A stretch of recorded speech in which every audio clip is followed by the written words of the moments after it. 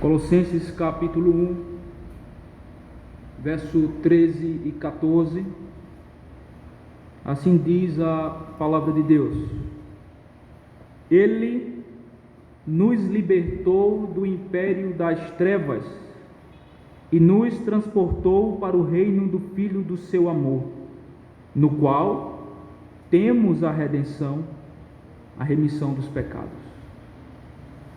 Vamos orar ao Senhor. Filho Jesus Cristo, que o Senhor Deus nos dê iluminação, clareza e nos conduza em simplicidade, de maneira que todos aqui presentes possam compreender e entender, Senhor, e vir a crer com todo o seu coração e a confessar com a sua boca que Jesus é o Senhor para a salvação de suas almas. Deus bendito, nos ajude. Por favor, Senhor, por favor, precisamos de Ti. Que não seja meras palavras, mas que haja demonstração do Teu poder neste lugar, na edificação da Tua igreja, na salvação dos pecadores. Assim, Deus bendito, nós oramos a Ti, completamente consciente de que Tu pode fazer, Senhor. Para louvor da Tua glória, nós pedimos a Ti, em nome de Jesus Cristo. Amém. Irmãos, o título do nosso sermão hoje à noite será Cristo, a nossa libertação. Jesus, ou em outras palavras podemos dizer Jesus, o nosso libertador, ou Jesus, o libertador. Podemos usar de várias maneiras essa expressão e esse título, Cristo, nossa libertação.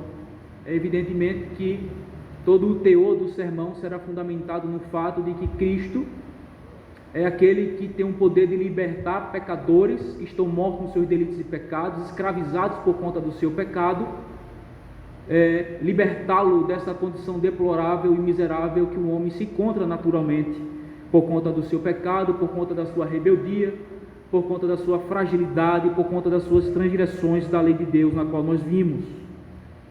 Então, irmãos, as Escrituras ensinam não apenas que o homem caído vive sob a pena da lei, mas também que ele é escravo do governo de Satanás.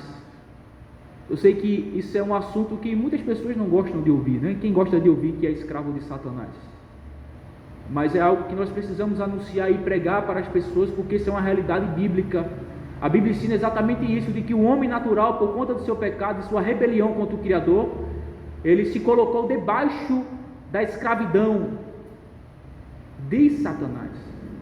É um dos seus senhores na vida do homem natural, é o Satanás. Além do próprio pecado, além do mundo, desse sistema de valores que rege uma humanidade caída, como nós costumamos falar. Cristo resgatou o seu povo dessa realidade aterrorizante, morrendo em seu lugar, pagando assim a penalidade que mereciam e desarmando Satanás do seu poder. Agora, irmãos, nós precisamos entender algo muito importante. É que, embora Cristo tenha resgatado o seu povo do poder de Satanás, o resgate não foi pago a Satanás, mas a Deus. Por que isso é importante afirmar? Porque é um fato do que é ensinado em muitos lugares, sobretudo na teologia católica romana, de que o preço pago pelo nosso resgate foi pago ao nosso inimigo Satanás. Mas isso não faz o mínimo sentido, porque o nosso pecado não é praticado contra o diabo, mas ele é praticado contra Deus. Portanto, é a Deus que a dívida deve ser paga. Então, o sacrifício de Cristo naquela cruz foi um preço pago pelo resgate do seu povo a Deus. Foi a justiça de Deus que necessitava ser satisfeita pelo nosso pecado. Então, Cristo vem, assume o nosso pecado sobre si, se coloca debaixo da ira de Deus e morre debaixo da sua ira. Assim, no seu sangue vertido naquela cruz, a justiça de Deus pelo pecado é satisfeita, e então a sua ira é aplacada de sobre o seu povo. Entender que o preço foi pago a Satanás contradiz claramente a Escritura. diminui a glória da obra redentora de Cristo e dá a Satanás uma posição extremamente contrária ao ensino da Bíblia. As Escrituras nos ensinam, irmãos, que Cristo se ofereceu como sacrifício a Deus em pagamento pelo pecado do seu povo. Sua morte satisfez a justiça de Deus e cancelou nossa dívida pelo pecado, desarmando Satanás do seu poder de acusar. Isto é, aqueles que uma vez foi salvo e liberto através do sacrifício de Cristo, Satanás perdeu todo o poder de acusá-lo diante de Deus. Por quê? Porque Cristo já pagou, já morreu pelos seus pecados. A justiça de Deus já foi satisfeita pelos meus pecados. E Deus, diante do seu tribunal celestial, por ser justo, através da fé em Cristo, Ele me declara justificado diante do seu tribunal. Portanto, Paulo diz em Romanos capítulo 8, versículo 1: agora, aqueles que estão em Cristo, já não há mais nenhuma condenação para eles. Por isso que Satanás é desarmado através da obra de Cristo na cruz, em relação aos pecados do seu povo. Ele não tem mais poder de acusá-lo. Queremos ver aqui, irmão, duas coisas a princípio: a autoridade de Satanás e a escravidão do homem, para que nós possamos entender a redenção que há em Cristo Jesus. Irmãos, embora Deus governe sobre toda a criação com autoridade absoluta, uma porção de domínio limitado foi concedida a Satanás, e através dele, ele governa esse mundo caído e os seus habitantes. Lucas capítulo 4, versículos 5 e 6 diz assim: e elevando, mostrou-lhe no momento todos os reinos do mundo. Disse-lhe o diabo, aqui é aquela passagem que Jesus está sendo tentado, o diabo diz a Jesus: dar-te-ei toda esta autoridade e a glória destes reinos, porque ela me foi entregue e dou a quem quiser. Um texto claramente que mostra que Satanás recebeu do próprio Deus uma certa parcela de autoridade neste mundo caído, mas que está debaixo do domínio soberano de Deus.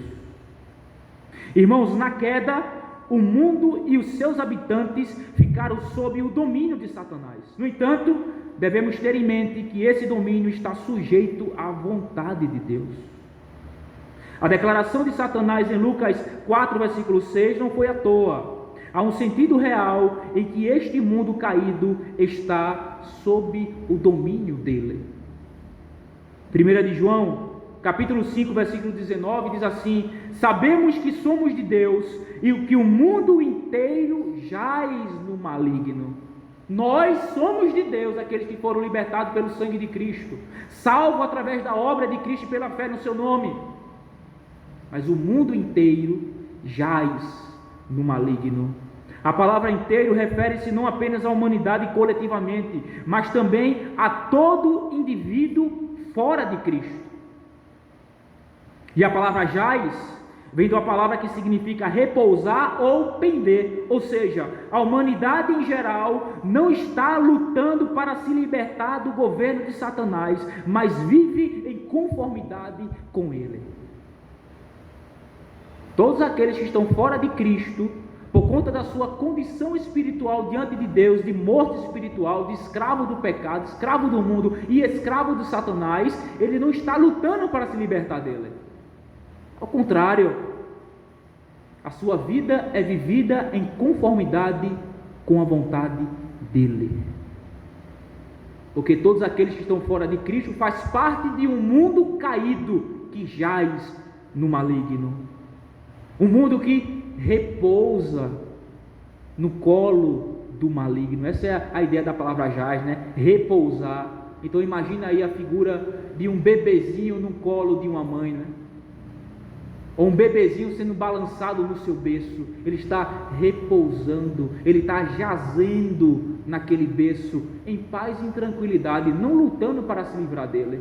Essa é a condição do homem natural. Aquele que está fora de Cristo está jazindo no colo de Satanás. Satanás está como se estivesse minando ele, e ele não dá esforço nenhum para se libertar dele, porque esta é a condição natural dele. O mundo inteiro jaz no maligno. Agora, irmãos, nas Escrituras, o nome geralmente revela algo sobre a pessoa que o carrega. Vejamos aqui alguns nomes ou títulos dados a Satanás. Primeiro, João 12:31.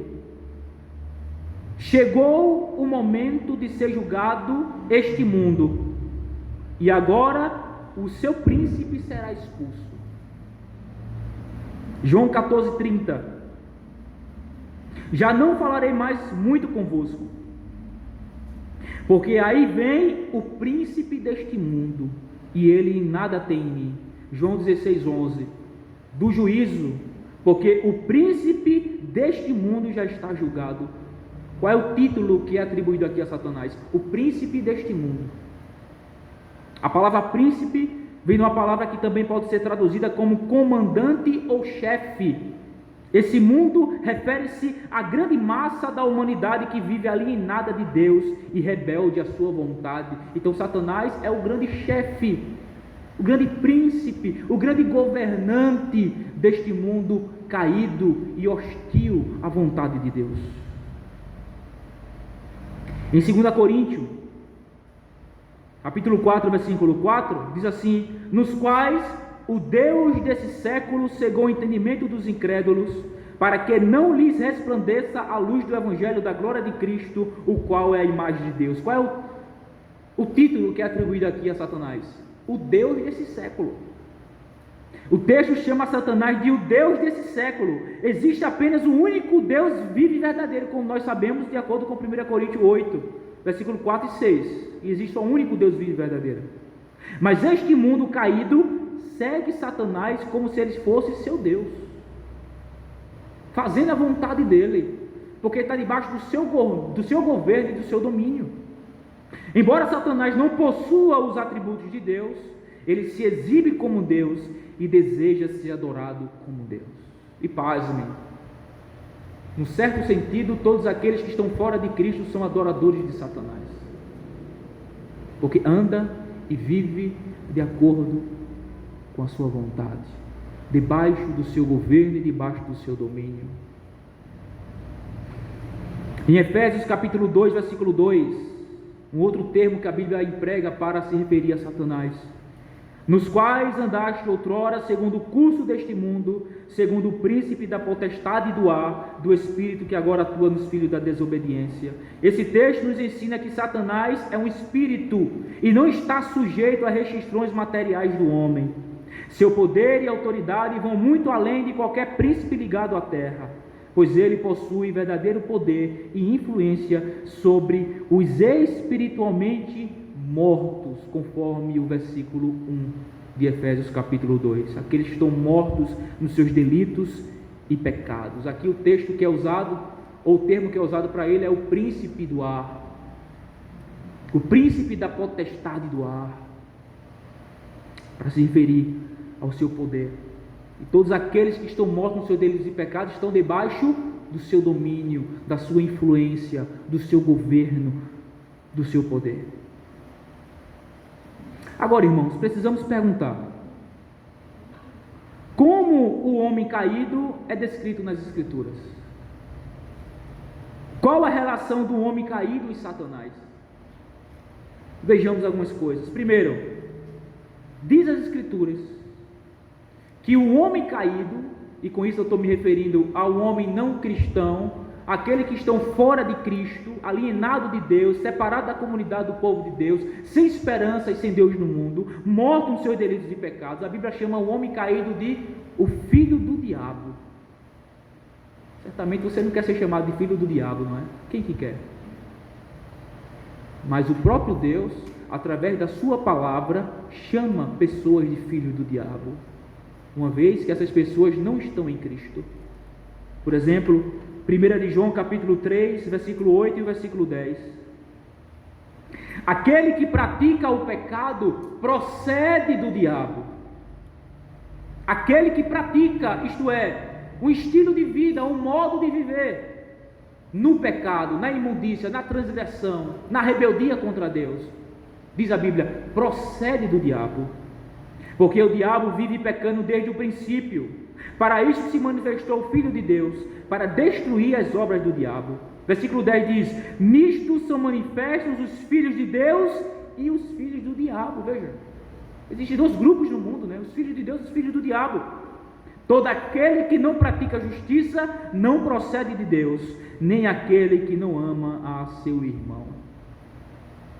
Existe um outro texto também, em que a palavra de Deus chama homens de filhos do diabo. O próprio Cristo chamou pessoas assim.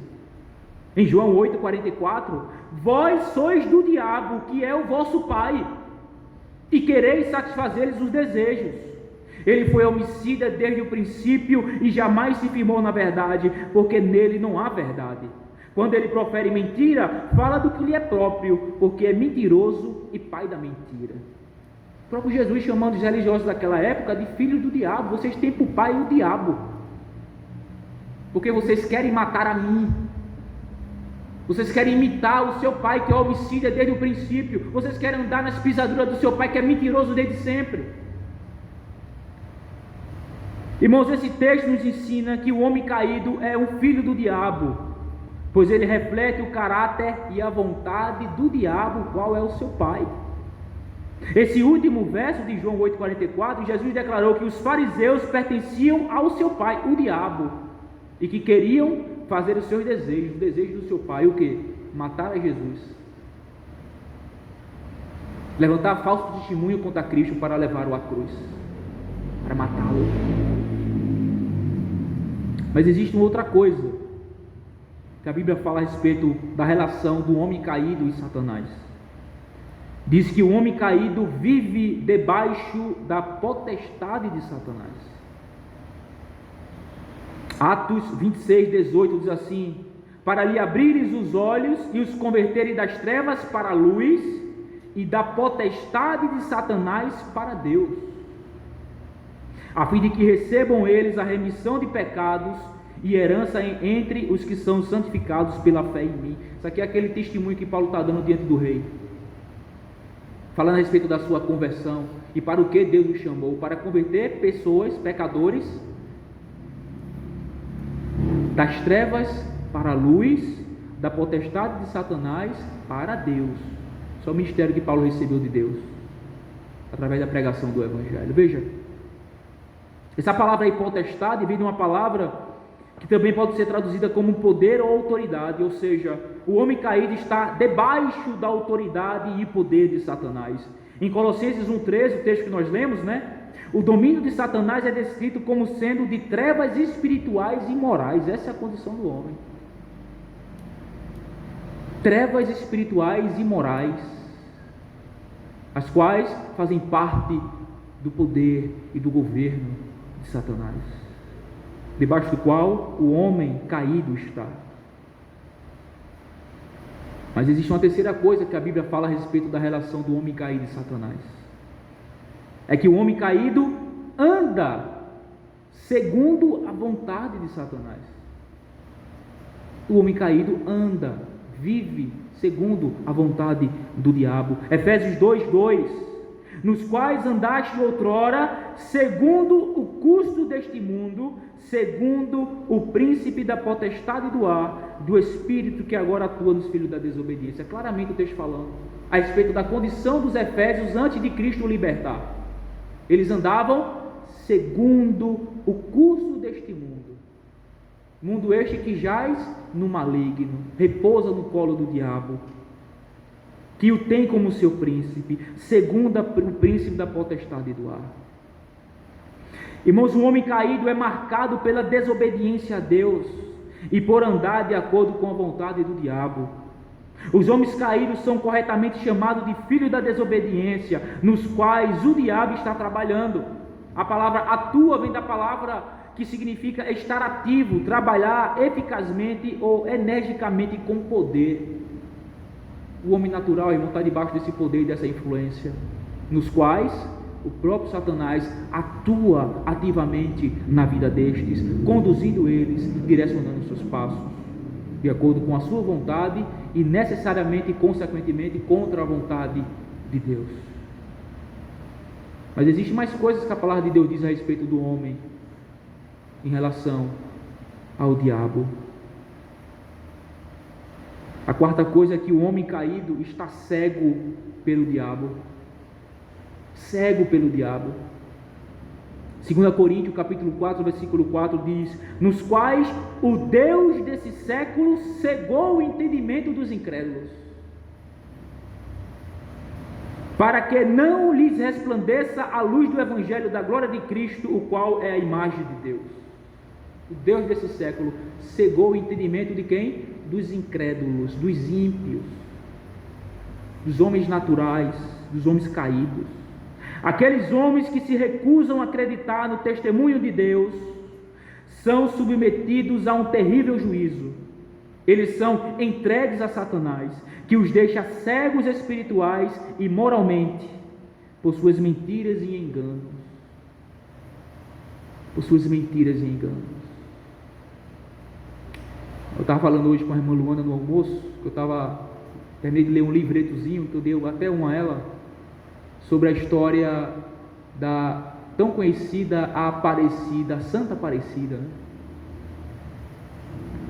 E quem relata essa história, a verdadeira história por trás da aparição da Aparecida, um ex-padre da Igreja Católica, que se converteu verdadeiramente ao Evangelho. Ele vai relatar como surgiu a história da Aparecida lá no século XVIII, 1717, que foi tudo uma história inventada por um padre chamado João Alves Vilela, tudo arquitetado, buscando tão somente poder, porque era um homem avarento, e cria todo aquele drama, toda aquela história de que a imagem caiu do céu, caiu no rio Paraíba, foi achado por pescadores, mas essa imagem foi o próprio que tinha colocado no rio para que os pescadores pescassem, e então ele construísse uma narrativa em cima dessa história, para dizer de que aquela imagem tem poder, faz milagre, é santa, caiu do céu e tudo mais, para conseguir seus objetivos egoístas e avarentos. Homens cegos pelo diabo, mortos espiritualmente e moralmente depravados, em nome, veja, travestido pela religião, fazendo todas essas coisas, usando o nome de Deus para alcançar seus objetivos carnais e imorais. O que é isso? O homem caído é cego pelo diabo, enganado, iludido pelas suas mentiras. Mas existe mais coisa ainda, irmãos, a respeito da relação do homem caído com Satanás. O homem caído é pego pelo laço e foram feitos cativos do diabo, 2 Timóteo 2,26.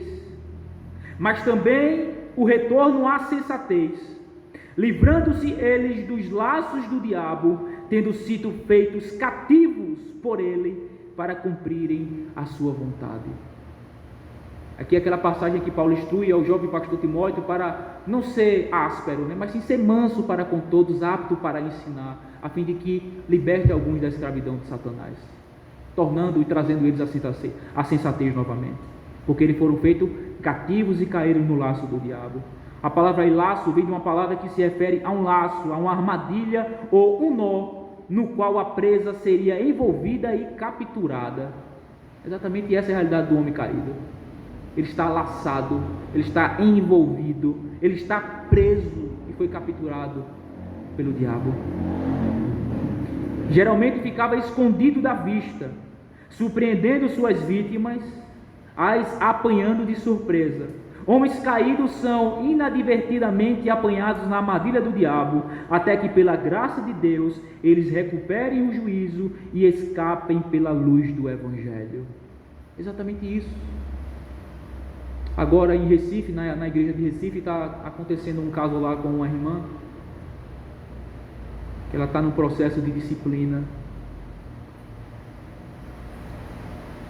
e claramente o que a gente enxerga no caso dela é exatamente isso. Foi laçada, foi enganada, caiu nas armadilhas de Satanás, está presa, e a menos que Deus em sua graça a liberte, traga de novo ela a sensatez, a consciência. Isso aqui que acontece. A expressão aí, feitos cativos, vem de uma palavra que significa capturar ou tomar vivo, ao rejeitar a autoridade benevolente de Deus. O homem caído fica sob a autoridade escravizadora de Satanás. Satanás oferece ao homem caído a liberdade da lei moral de Deus, mas essa liberdade sempre leva à escravidão do pecado. É comum, não é, a gente ouvir da boca das pessoas isso: eu sou livre. E o conceito de liberdade deles é não se sujeitar a nenhum tipo de lei. E não percebe que com esta suposta liberdade que eles tantos arrotam, estão sendo conduzidos exatamente para a escravidão do diabo, nos quais prende numa vida pecaminosa, ímpia e imoral contra o seu Criador. Não estamos mais debaixo da lei, mas debaixo da graça. Eu faço uma pergunta: qual lei de Deus lhe sufoca? Não assassinarás. Qual lei de Deus lhe sufoca, lhe faz mal? Não adulterarás. Você quer viver o que em adultério? Quer viver praticando mal e assassinato contra o próximo? Qual lei de Deus lhe sufoca? Não mentirás? Não cobiçarás? Não roubarás? Não tenha outros deuses? É isso que lhe incomoda? Mas esse é o incômodo das pessoas caídas e ímpias fora de Cristo. Qualquer tipo de lei boa que nos livra do pecado é para eles algo ruim, chato e mau. Querem viverem livres segundo os seus conceitos, fazendo o que der na telha segundo a sua carne e seus pensamentos, e não percebem que isso é simplesmente o laço e a armadilha de Satanás, fazendo dele escravos à sua vontade, escravos do pecado. Mas existe uma quinta coisa ainda, irmãos. Vou correr porque senão ainda tem a redenção que é em Cristo. Vamos chegar lá. Estou mostrando apenas a condição do homem diante de Deus, em relação ao homem caído, em relação a Satanás. Uma quinta coisa que a Bíblia mostra, irmãos, e ensina a respeito do homem caído em relação a Satanás, é que o homem caído, ele é um seguidor do diabo. Ele segue a Satanás. 1 Timóteo 5,15: pois com efeito já algumas se desviaram seguindo a Satanás. Paulo aqui é aquele texto que fala a respeito das viúvas, mulheres que depois que os seus maridos morreram, eles passaram a viver na casa de um e de outro, trocando fofocas e fazendo todo tipo de coisa, ímpias e pervertidas. Paulo vai dizer: olha, alguns já desviaram, saíram do caminho, vivem andando de casa em casa, falando da vida de um e do outro, vivendo ociosas, em vez de estar cuidando da sua própria vida, falando da vida dos outros, estão seguindo Satanás. São seguidores de Satanás. A palavra desviar vem de uma palavra que significa literalmente tornar ou girar. Ela era usada para descrever o ato de se desviar, evitando encontrar-se ou se associar com alguém. Essa palavra aqui, em um contexto médico, era usada para descrever membros deslocados. Aqueles que se afastam da vontade de Deus demonstram que não querem parte ou associação com Ele. Pela negligência, se tornam seguidores de Satanás. Embora o homem caído possa seguir a Satanás de maneira ignorante, ele não segue a contragosto. É um caminho que lhe dá prazer, porque é um caminho que satisfaz os seus desejos carnais. Existe uma afinidade natural entre Satanás e o homem caído. Eles são da mesma natureza corrupta e manifestam a mesma disposição de inimizade contra Deus. É isto que o homem natural é: inimigo de Deus por natureza, seguindo após seu pai Satanás, não contra a sua vontade, mas de forma deleitosa, porque está em completo acordo com a sua natureza caída, e ele tem prazer no pecado. Irmãos, como eu já escutei uma vez, um crente verdadeiro pode cair na lama, mas só os porcos rolam nela. Um homem, um cristão verdadeiro, pode pecar? Pode, ele pode cair na lama, mas somente os porcos é que rola nela para lá e para cá alegremente, sem querer sair dela. Isso é uma clara evidência de que ele é um seguidor de Satanás, que ele está caído, que ele está escravizado, que ele está cego, que ele está enganado, que ele está iludido que ele está debaixo da autoridade, do domínio do diabo. Agora, por fim, irmãos, caminhando para o fim, quero falar com vocês aqui sobre a vitória de Cristo e a redenção nele. A vitória de Cristo e a nossa redenção em Cristo. Irmãos, as Escrituras ensinam que a penalidade do pecado é a morte, e que Satanás foi concedido o poder de infligir essa penalidade aos homens. A penalidade do pecado é a morte, e que a Satanás foi concedido o poder de infligir essa penalidade aos homens, conforme Hebreus capítulo 2, versículo 14 e 15. O Senhor Jesus Cristo triunfou sobre Satanás através da sua vida, morte e ressurreição. Ao morrer no lugar do seu povo, ele pagou suas dívidas e removeu Satanás do seu poder, contra o seu povo, evidentemente. Gênesis 3,15, encontramos uma profecia extremamente importante a respeito do trabalho, da obra do Messias que viria. O que Cristo faria à pessoa e obra de Satanás, descrito em Gênesis 3,15. Porém, inimizade entre ti e a mulher, entre a tua descendência e o seu descendente. Este te ferirá a cabeça, e tu lhe ferirás o calcanhar. Essa passagem, irmãos, é muitas vezes referida como um proto-evangelho, ou o primeiro evangelho, né? A semente da mulher refere-se ao Filho de Deus, que, tornando-se carne, como nós homens, travaria a guerra contra Satanás e o conquistaria. O Messias feriria Satanás na cabeça, ele o infligiria com uma ferida mortal. Satanás feriria o Messias no calcanhar. Cristo sofreria em sua batalha contra a serpente, mas a ferida não seria fatal. Essa é a ideia lá do texto. O Messias ressuscitaria dos mortos. De acordo com Romanos 16:20, o povo de Deus, resgatado no sangue do Messias, compartilhará a vitória do Messias. O Deus da paz, em breve, esmagará debaixo dos vossos pés a Satanás. Debaixo dos pés de quem? Do povo de Deus. Ou seja, o povo que foi remido pelo Cordeiro de Deus terá uma participação direta na derrota de Satanás. O propósito da vinda de Cristo, irmãos. Qual o propósito da vinda de Cristo? 1 de João 3:8, a respeito da obra, em contraponto à obra de Satanás, não é? Diz assim: aquele que pratica o pecado procede do diabo, porque o diabo vive pecando desde o princípio. Para isto se manifestou o Filho de Deus. Para quê? Para destruir as obras do diabo. Cristo veio para destruir as obras do diabo. A palavra aí destruir vem de uma palavra que se refere soltar, desfazer, romper, destruir. A vinda de Cristo destruiu as obras do diabo, especialmente no que diz respeito à escravidão do seu povo. A morte de Cristo naquela cruz, o pagamento pelo preço do pecado do seu povo, através do seu sangue derramado naquela cruz, satisfazendo a justiça de Deus e aplacando a sua ira, libertou o seu povo da escravidão do pecado, da escravidão do diabo. Vejamos o triunfo de Cristo sobre o diabo e sua obra de redenção em favor do seu povo em Colossenses 2,15.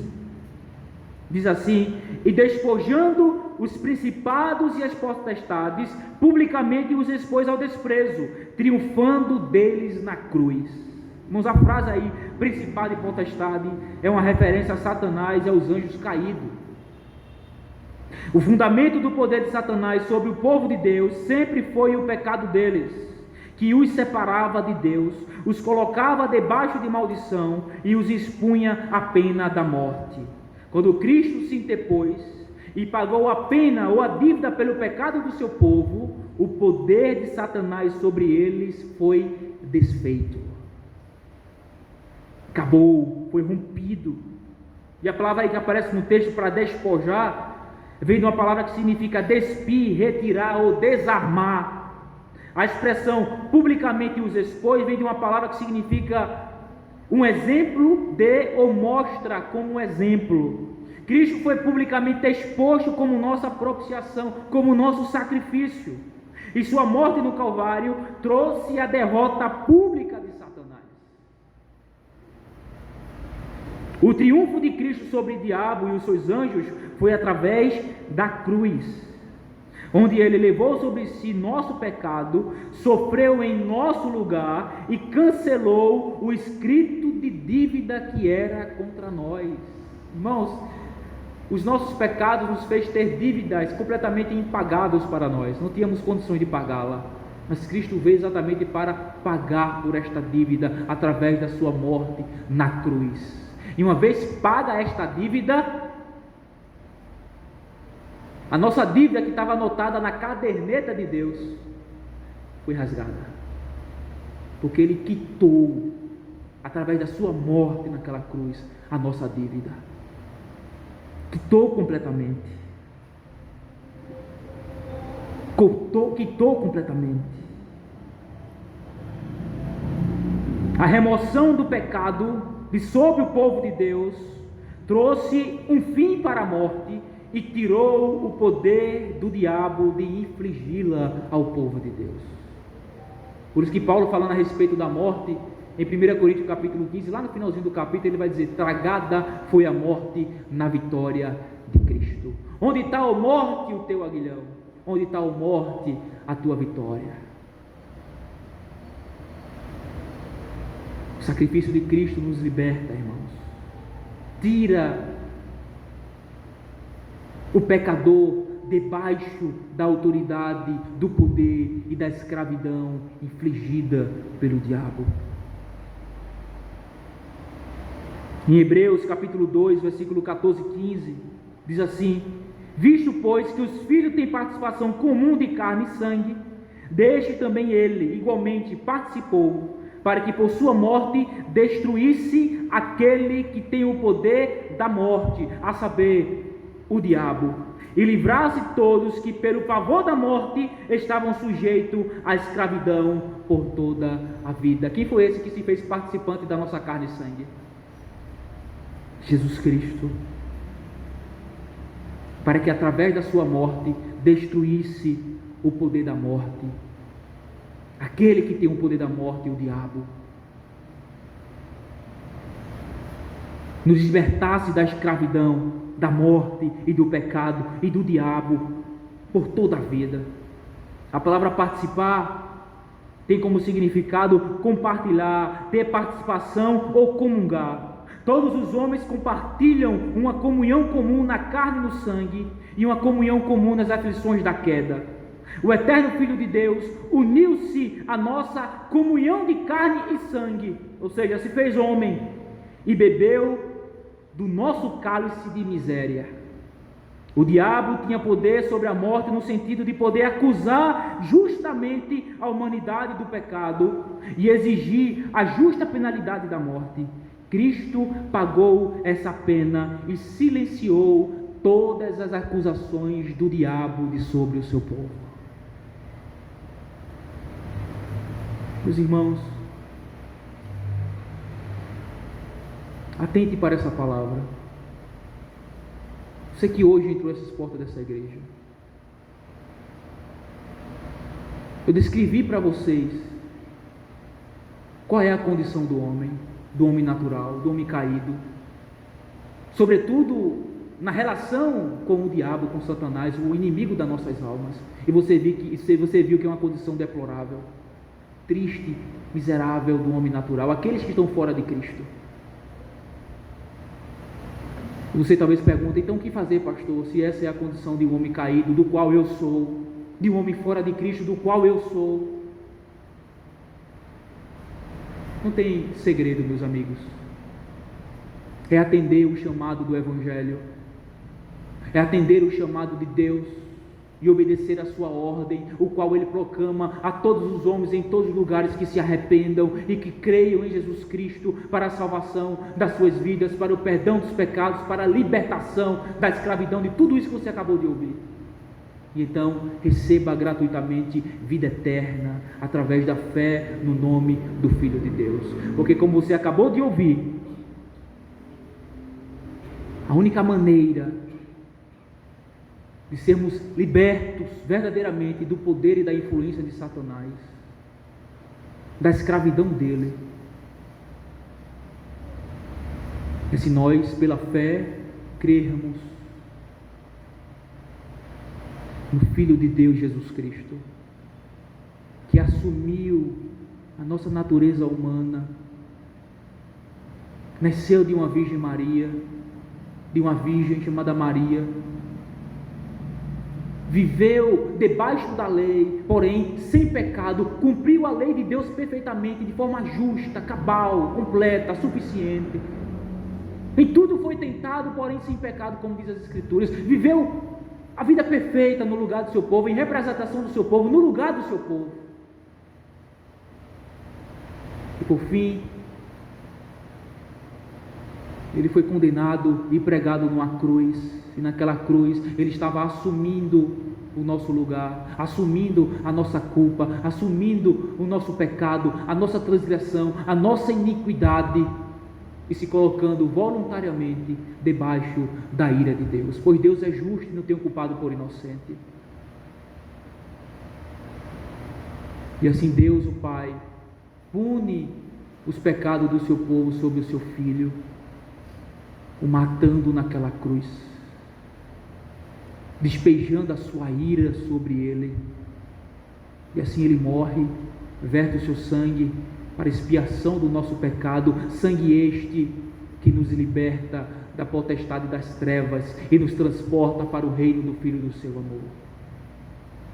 Como diz o texto que nós lemos, ele nos libertou do império das trevas, porque éramos cidadão deste império das trevas.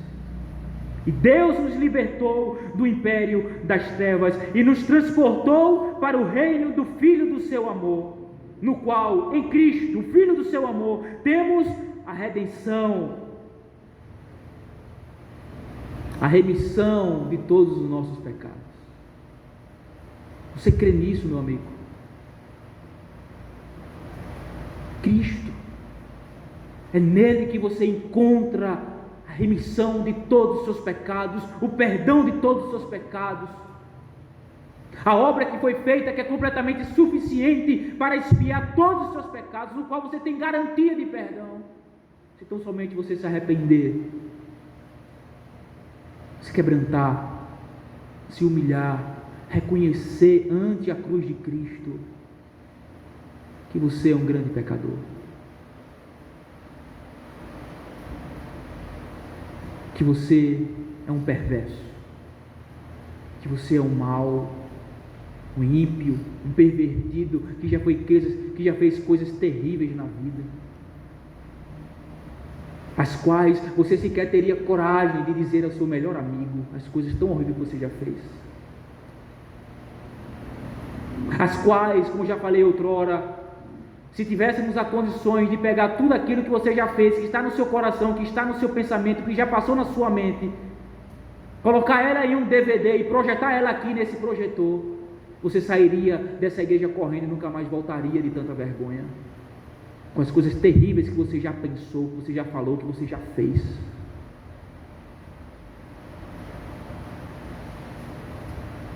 Mas a esperança para você, a esperança para todos nós, mas ela não se encontra em nós mesmos, ela está fora de nós, ela é encontrada no Filho de Deus, Jesus Cristo, por meio de quem Deus manifesta o seu amor pelos pecadores, pelo fato de ter Cristo morrido por nós, sendo nós ainda pecadores. Portanto, o que é que você espera? Me diga mais, o que é que você espera? Venha a Cristo nesta noite, confesse o seu pecado, se arrependa e creia nele pela fé somente, e você encontrará descanso para a sua pobre alma sobrecarregada e angustiada. Você encontrará descanso para a sua pobre alma, você encontrará o perdão dos seus pecados, você será justificado e aceito na família de Deus, adotado como seu filho através de Jesus Cristo. Pois você acabou de ouvir qual é a sua condição fora de Cristo. Você é escravo do diabo. O diabo é o seu senhor, junto com o pecado e com o mundo, pelos quais você está escravizado, e não pense que você tem poder de se libertar disto. É necessário uma força maior fora de você, e esta força está em Deus, através de Jesus Cristo, pela fé no seu nome. Portanto, venha nesta noite a Cristo, creia nele, creia nele. Ele não exige nada de você, não exige que você faça nada para ganhar ou conquistar a salvação, porque não é por obras, nem por mérito, nem por esforço, mas tão somente ele diz: se arrependa, reconhecendo quem você é, e creia pela fé somente no meu Filho Jesus Cristo, confiando de que tudo quanto ele fez é completamente suficiente para lhe salvar. Descanse nele, descanse nele. Cristo, meus amigos, é a nossa libertação, fora do qual só há escravidão. Amém.